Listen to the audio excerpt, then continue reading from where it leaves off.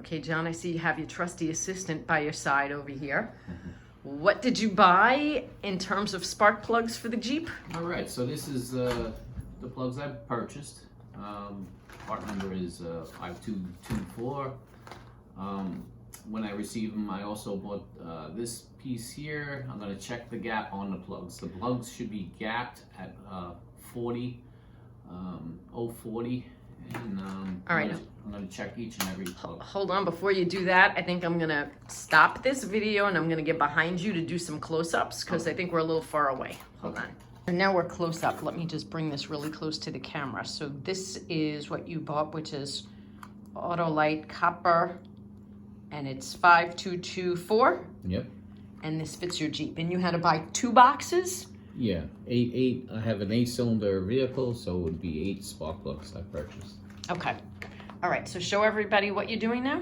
All right, so the first thing you do is when you receive your spark plugs, is you ask the find out what the gaps is supposed to be with your particular vehicle. The Jeep vehicle, the 4.7, my year, it should be gapped at 40 thousandths. So what I'm gonna do is I'm gonna take this device. Did they give that to you or did you buy that? No, believe it or not, years ago this used to be like 50 cents. I had to pay $2 for this thing. Okay, can you actually close up to the camera so everyone can see what it is? Yeah. Okay. It's basically AutoZone sells it right by the counter. Okay. So, and they have different devices that you can gap your plugs with. This is, quick, easy grab to, just check. And that tells you the gap. Yeah. Lots of times the plugs will come gapped, but you should always check them. Okay. So the first thing I'm going to do is I'm going to put it on this wheel. And what you do is you go low to high. So basically, I am going to go low. So how do you get it on the wheel? There's oh, I see. There's an opening here. Yeah. You know what? Let's bring it closer to the camera. So it's here. Yeah. And you have to put it in there. Gotcha. Yeah. So there's the opening. You slide this in. Okay. And you see right now it's loose, right? So now it's going. Actually, it's a little past 40. So it would have to be adjusted a little bit. Interesting. So this one has to be adjusted. This is past 40. Oh, so I get it. So it gets thicker or thinner as you go around the circle? Yep. So really, I should be right about here. And it should stick right there. And it's not. I'm going past 40. So how do you fix that? You got to tap this down a little bit. I'm gonna have to grab another tool out of the garage to adjust that because you're really supposed to take it and just pull it down a little bit. So this needs to be adjusted. Can you do needle nose pliers or you need a special tool? You really need this tool that just grabs it and fits perfully, and you just turn it a little bit. All right, so that's one you're gonna put aside. You have to do something with it. Yep. Open another one. Same thing. We're gonna go low, and then go to 40.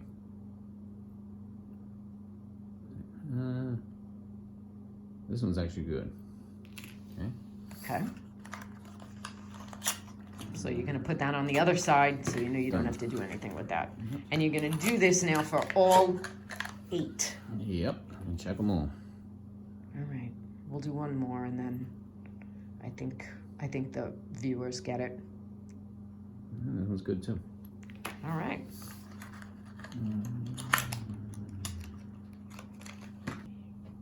Handsome, I like your mug. What's that from? That's my Street Outlaws mug. Are you a street outlaw? I used to be. Actually, our next videos, we will have a 1987 Grand National. I'll be doing a break. I haven't decided either a booster or a master, or repair the old one. But there'll be a video, and we'll get a little history of my 87 Grand National. Oh, that's awesome. Yeah, it has a lot of stories behind that car. All right. Okay, so back to the project at hand. There was only one that you needed to regap, and you have a new little tool in your hand. What is that device? This one here has the ability to adjust the this right here. So this is what you just bought. With finesse. I mean, don't get me wrong. I was gonna do it. You could do it. There's other cheap ways of doing it. You could tap it with a hammer, but that's this is the correct way of doing it. And so how much did it cost? I decided to buy this. I bought this at Advance Auto This one cost about $3. Oh. Three. So for $3, do it the right way. Yeah. Okay. So this was, I was hoping that they would be gapped correctly, which they're not. You know, only one was off. So then I decided to buy this tool, which I can persuade this to go back to where it's supposed to be. So basically what I'm going to do is I'm going to... All right, do you want to go closer to the camera? Okay, Yeah. perfect. All right, so I'm going to take this. I'm going to try and zoom in. You put it on an angle like that, and you just move it a very little. Okay. Very slowly. Yeah, just moved it a little bit. And now you're going to test again. Yeah, I could do it with this one, but I'm just going to stick with this one as far Okay. as checking it. Because I like the way this one works as far as checking it. All right, so now I'm actually getting tight. So which is good about this, it opens it up as I force it through. So Okay. right now I'm moving it. See To now? get back to 40. To get to 40. All right, so now I'm at 40. All right. All right, and it's a little tight. Okay, a little bit over again. This, and you can twist this a little bit. So now what happens if you make it tighter than it's supposed to be? Now it's good. You don't want it to be too tight, because what happens is the spark comes from this and goes to that. Okay. So it's, if you could actually have this touching, and then you will have no spark, and then it would actually kill the, you know, you won't get spark to the cylinder, and it won't. And then you call it misfire, It will right? actually misfire. Okay. Yes. So yeah, that would actually malfunction. See, and that's why you want these to be correct for your car that's designed. And basically, it has a lot to do with ignition coils. So this one is supposed to be gapped at 40 thousandths, and that's basically what we achieved right now by using these devices. Yeah. All right, so now you've got 8 out of 8 correct, and it's time to go outside and... Yep. Start All to, right. Start to unbolt the coil. Well, first I got to take the clips off the coils, then take the coil off the plugs, and then pull out the plugs, and then put these in. All right.